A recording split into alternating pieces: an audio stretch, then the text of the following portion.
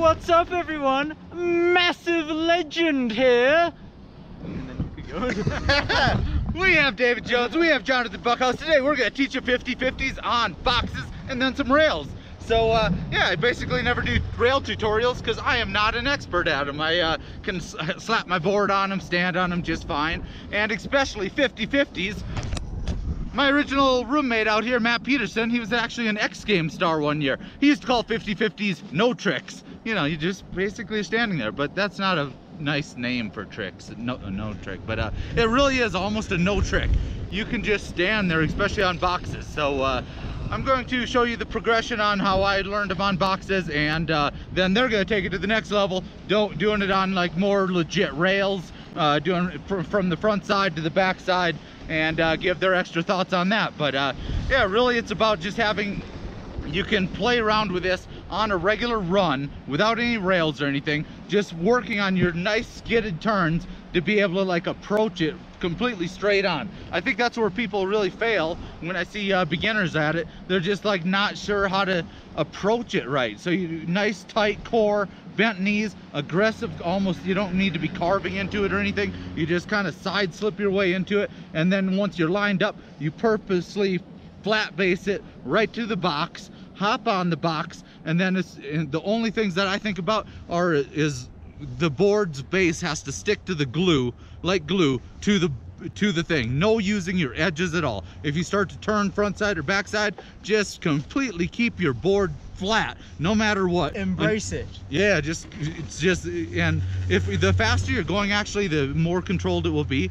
So I wouldn't learn it at completely stop speeds or super slow speeds or high speeds, just a medium little thing, and just choose the smallest boxes on the mountain to begin with. And as soon as you slap your board down on it, completely flat base to the thing, then just absorb your whole center of gravity down until you're touching the snow again. And it's really that easy for boxes, at least. And then once you're decent at somewhat proficient, or proficient at boxes at least, then those triple barrel type of rails are not much of an extra step up. It's the same thing. I'd say the approach is 95% of it, 90% of it, and then just knowing to keep your board completely flat on the thing no matter what happens. No putting an edge down, because that's when bad things will happen. All right, so do you guys have any other beginner type tips? They're going to give some more advanced tips on the next chairlift ride, but for just pure beginner. For a beginner, if you've never hit a box before, if the park's not busy, ride to where a good like 5 feet in front of the box that you're going to hit, sit down to where when you just have to stand up and just point at the feature, and you don't have to worry about carving, and you can kind of feel out how the box feels before you're having to worry about setting up. That's how I've taught people in the past, is just get like 5 feet in front of the box, completely stop. When you got the confidence, just turn your board, go right at it, completely straight, like, and the speed that you'll have is a good speed, and you're just on and off. Yep. And even if on the jump somehow you jump off your toes or heels or anything, as soon as you land, just slap the whole base of the board down and make sure no edges go down.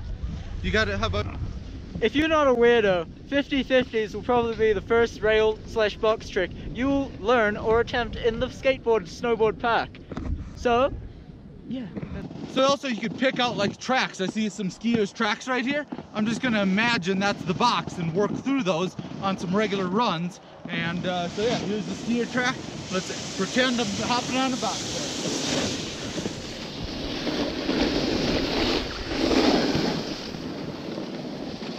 Nothing hard about it. It's just committing to completely having a flat base once you hop on.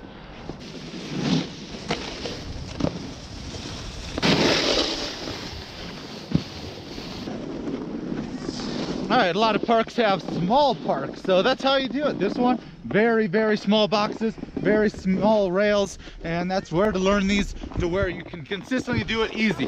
For those of you that don't know what a box is, I think David might be able to tell you. Okay, everyone. Right now, we have rocked up to the first box, the disco box in the progression small park line, as you can see.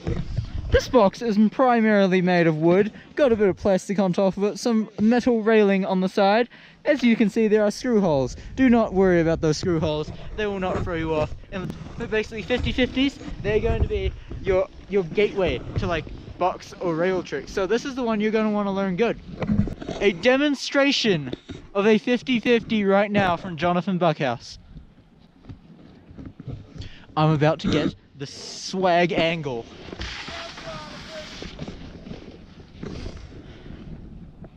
Ryan is about to do a 50-50 on the snowboarding disco box.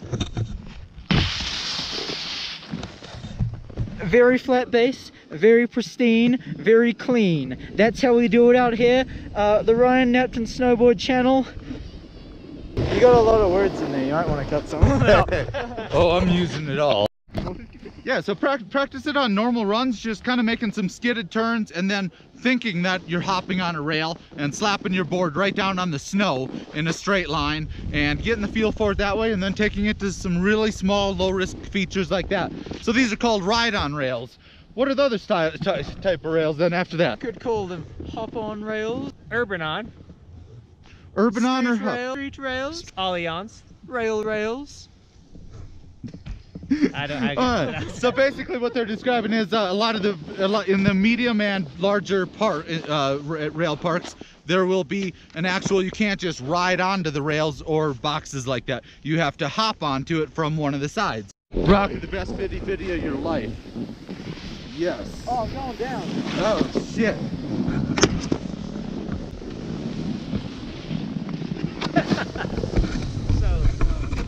I think that demonstrates that going too slow actually can make it harder.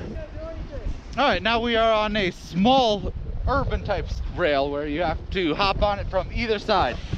If you approach this right from this front, you are going to hit your nose under that and eat dog shit. All right, guys, so this is an Urban-on rail, like you said. So there's two ways you can hit it. You can hit it front side, where your chest is facing the rail, or backside, where your butt is facing the rail. And what's the general consensus? Which one's easier? Which one should people do first? You need to do front side first. Oh, wait. Front side is easier. David has the answer. God. But the reason why is you're actually looking at it. And for me, when I was starting to hit Urban-ons, what I did to learn is I jumped over the rail. Sounds a little crazy, right? But the fear is placing yourself on it. So if you practice jumping over it, you're then getting comfortable seeing the feature, and also your muscle memory of ollieing off the takeoff with something in front of you. And then once you're, once you're on it, what are you guys thinking about to completely stay balanced? So right before you get on it, there's one more very important thing you gotta get to.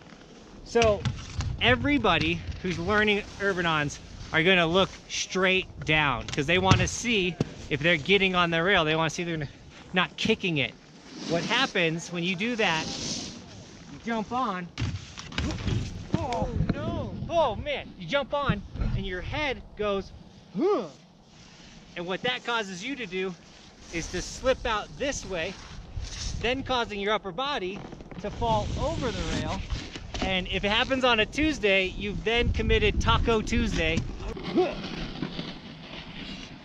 I think he died.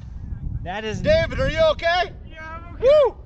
Close one. That is not what you want to happen. And actually, this season, I broke my hand tacoing a rail because I got lazy getting onto it, and I slipped out, fell over, punched it, broke my hand. So the way you don't taco is you look down the rail and mentally you think, I'm not landing up here. I'm always trying to land right here. Your vision needs to stay up and down the rail. All right. Same thing on the backside, mainly because you can't see that well. Backside's actually kind of easier for people because they're forced to look down the rail because they can't look down the ground. All right. Now don't be afraid of the taco, because if you do the jumping over feature, the likelihood of a taco is a little diminished. Well, let's do some more 50-50s on these rails, and then some bigger ones, showing them on some more legit style of ones doing it. Yeah.